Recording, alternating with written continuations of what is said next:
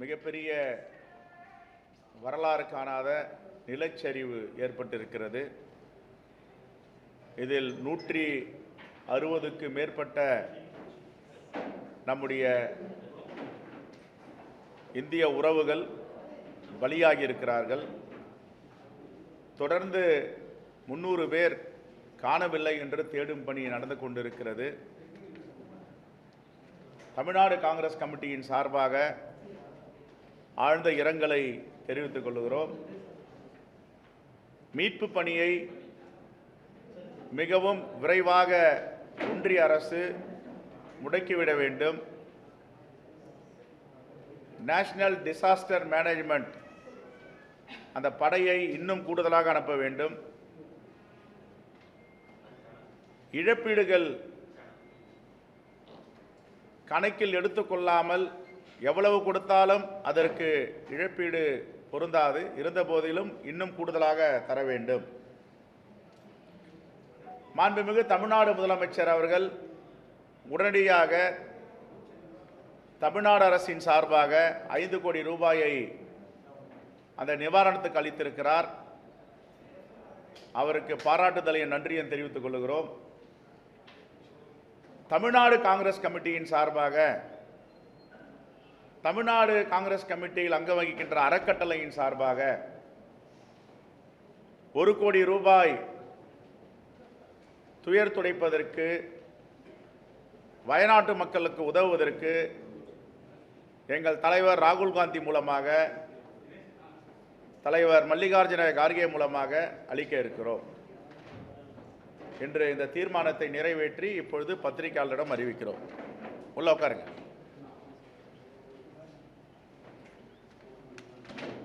நாடாளுமன்ற கூட்டத்தொடரில் ஒன்றிய அமைச்சர் அனுராக் தாக்கூர் அவர்கள் உரையாற்றும் பொழுது எங்கள் தலைவர் ராகுல் காந்தி அவர்கள் சாதிவாரி கணக்கெடுப்பு நடத்த வேண்டும் என்பதை பற்றி பேசினால், சாதி தெரியாதவர்களெல்லாம் இதை பேசலாமா என்று கிண்டல் அடித்திருக்கிறார். தமிழ்நாடு காங்கிரஸ் கமிட்டி வன்மையாக கண்டிக்கிறது. இதைவிட ஒரு ஆணவ போக்கு உச்சபட்சமாக பாஜக தலைவர்களுக்கு இருப்பது என்பது இது ஒரு எடுத்துக்காட்டு.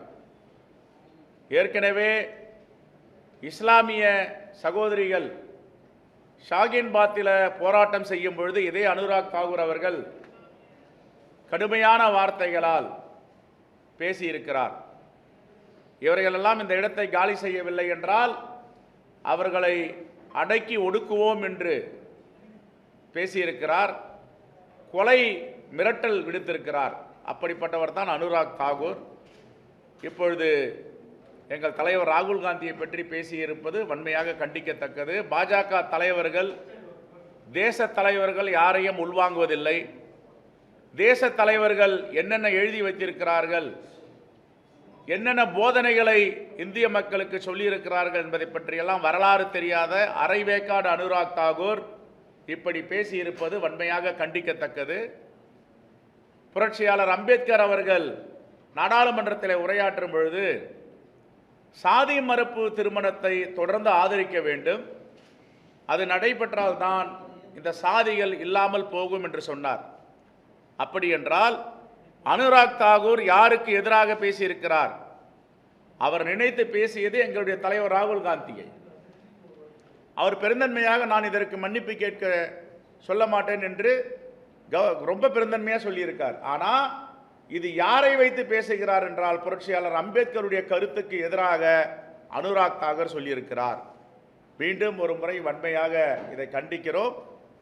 எந்தவித ஜனநாயகத்தின் மீதும் நம்பிக்கை இல்லாமல், அரசியலமைப்பு சட்டத்தின் மீது நம்பிக்கை இல்லாமல் இருப்பவர்கள் தான் பாஜகவுடைய தலைவர்கள், அமைச்சர்கள் என்பதற்கு இது ஒரு முன்னுதாரணம்.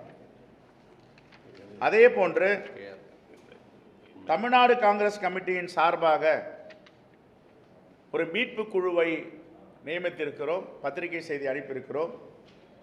நம்முடைய தமிழ்நாடு காங்கிரஸ் கமிட்டி தோழர்கள் எல்லாம் குறிப்பாக கூடலூர், நீலகிரி, கோயம்புத்தூர் அந்த பகுதியில் உள்ளவர்களாம் அங்கே விரைந்து கொண்டிருக்கிறார்கள்.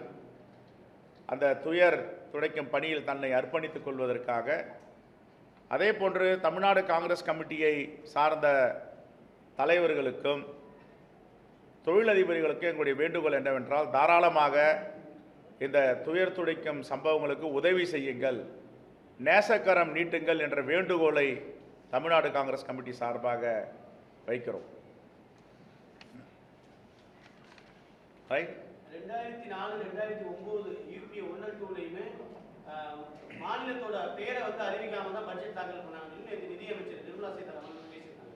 கிட்டத்தட்ட 26 மாநிலங்களோட பேரை வந்து குறிப்பிடவே இல்லை. அப்புறம் விளக்கம் கொடுத்துருக்கு. இந்த கோயபல்ஸ்னு ஒன்று சொல்லுவாங்க, கேள்விப்பட்டிருக்கோம், பார்த்தது கிடையாது. ஆனால் இப்போ பார்க்குறோம். பாஜக தலைவரெல்லாம் கோயபல்ஸ் தான். 2004லேருந்து 14 வரைக்கும் என்னென்ன திட்டங்கள் தமிழ்நாட்டிற்கு வந்திருக்கு, அதில் 10% திட்டங்களை பாஜக ஆட்சி செய்திருக்கான்னு நான் சவால் விட்டு சொல்கிறேன், சொல்லுங்கள். 10% சாலைகளாகட்டும், மேம்பாலங்களாகட்டும், கட்டுமான பணிகளாகட்டும், ரயில்வே துறையாகட்டும், துறைமுகங்களாகட்டும், கல்வித்துறையாகட்டும். ஒன்றே ஒன்று சொல்கிறேங்க, இந்தியாவில் இல்லை உலகத்திலே யாரும் சிந்தித்து பார்க்க முடியாத திட்டங்கள். ரைட் ஃபார் ஃபுட், உணவு பாதுகாப்பு திட்டம் யாரு கொண்டு வந்தது? ரைட் ஃபார் எஜுகேஷன் யாரு கொண்டு வந்தது? ரைட் டு இன்ஃபர்மேஷன் யாரு கொண்டு வந்தது? இதெல்லாம் ரைட் டு ஒர்க் யாரு கொண்டு வந்தது? மகாத்மா காந்தி ஊரக வேலை வாய்ப்பு உறுதி திட்டம் யாரு கொண்டு வந்தது? 100 நாள் வேலை. அந்த 100 நாள் வேலை அன்னை சோனியா காந்தி கொண்டு வரலனா கொரோனா பெருந்தொற்று காலத்தில் கோடிக்கணக்கான மக்கள் மாண்டிருப்பார்கள் என்று எக்கனாமிக் படித்தவர்கள் பத்திரிகையாளர்கள்லாம் பக்கம் பக்கமாக எழுதினாங்க. இதெல்லாம் பாஜக தலைவர்கள் படிப்பதில்லை, படித்தாலும் படிக்காத மாதிரி இருக்கிறது. எந்த ஆட்சி கூட வந்து பாஜக ஆட்சியை ஒப்பிட்டு பேச முடியும்? உலகமே வணங்குகின்ற போற்றுகின்ற டாக்டர் மன்மோகன் சிங் அவருடைய நிதி மேலாண்மையால் இந்த தேசத்தை தலைநிமிர வைத்த பிரதமர் அவர். அவர் கூட போயிட்டு மோடியையோ பாஜக தலைவர்களோ ஒப்பிட்டு பேச முடியாது. நான் கேட்குற நிர்மலா சீதாராமன் அவர்களுக்கு, தமிழ்நாட்டில் எதற்காக தூத்துக்குடி மாவட்டத்தில் வெள்ள நிவாரண பாதிப்புகளை நீங்கள் பார்க்க வந்தீர்கள்? பார்க்க வந்த பிறகு என்ன சொன்னீர்கள்? ஆலய வழிபாடு என்று கோவிலில் போயிட்டு அர்ச்சனை பண்ணிட்டு மக்கள் எல்லாம் உண்டியலில் காசு போடாதீங்க, உண்டியலில் காசு போட்டால் கவர்மெண்ட்டுக்கு போயிடும், நீங்கள் காசு எல்லாத்தையும் அர்ச்சகர்கிட்ட போடுங்கன்னாங்களே. இதை விட தேச துரோகம் தானே இருக்க முடியுமா? அப்போ நாங்கள் கேட்குறோம், காங்கிரஸ் சார், யாரும் வரி கட்டாதீங்க, ஏழை எளிய மக்கள் கொடுங்க அப்படின்னா ஒத்துக்குவாங்களா? இதுதான் நிர்மலா சீதாராமனுடைய வழித்தோன்றல், இதுதான் நிர்மலா சீதாராமனுடைய பார்வை. எல்லாம் தூர பார்வை கிடையாது. தமிழகத்தை சேர்ந்த ஹெச் ராஜா தமிழ்நாட்டுக்கு 1 பைசா கூட கொடுக்கக்கூடாது, வெள்ள நிவாரண அறிக்கையை வந்து மத்திய அரசு வந்து தமிழக அரசு தாக்கல் பண்ணல, இது சரிதான் தமிழகத்தை சேர்ந்தவரை சொல்லியிருக்காங்க. தமிழ்நாட்டு மக்கள்லாம் என்ன வெகு சீக்கிரம் ஹெச் ராஜாவை தமிழ்நாட்டிலிருந்து வெளியேற்றுவார்கள். மக்களே செய்வாங்க இதை. தமிழ்நாட்டில் இருந்துட்டு 5 ஆண்டுகளுக்கு ஒரு முறை கையெடுத்து கும்பிட்டு எங்கள் கட்சிக்கு ஓட்டு போடுங்க, எங்களுக்கு ஓட்டு போடுங்கன்னு போய் கேட்பாரு. அப்புறம் வந்து திமிருதனமாக 1 பைசா கூட கொடுக்க வேண்டியதில்லைன்னுவார். இன்னொரு அதிபுத்திசாலி ஒருத்தர் இருக்கார், 25 தொகுதிகள் வெற்றி பெற்றிருந்தால் நாங்கள் கொடுத்துருப்போன்னுவார். இதெல்லாம் தமிழ்நாட்டுக்கும் தமிழ்நாட்டு மக்களுக்கு செய்கின்ற துரோகம். ரைட், தேங்க்யூம்மா. இப்போ பாருங்க, எங்கள் துணைத் தலைவர், காங்கிரஸ் கமிட்டியுடைய மாநில துணைத் தலைவர் 1 லட்சம் ரூபாய் வெள்ள நிவாரண நிதிக்கு வயநாடு துயர் துடைப்புக்கு நிதியாக வழங்குகிறார். அது முதல் கட்டம் நினைக்கிறேன், இனிமேல் போக போக கொடுப்பார் நிறைய. அதே போன்று சட்டமன்ற உறுப்பினர்கள்லாம் கலந்து பேசி நாடாளுமன்ற உறுப்பினர்கள், சட்டமன்ற உறுப்பினர்கள் நிதியும் நாங்கள் கொடுக்க இருக்கோம். முதல் கட்டமாக 1 கோடி ரூபாய் தமிழ்நாடு காங்கிரஸ் கமிட்டி அறக்கட்டளையிலிருந்து கொடுக்குறோம். தேங்க்யூ.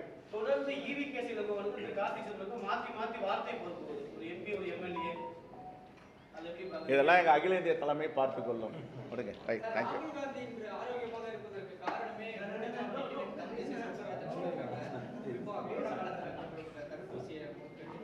அதாவது இவங்க செய்கிற தவறெல்லாம் அரசியல் ஆரோக்கியத்தை கொடுக்குதுன்னு தான் பொருள் அது.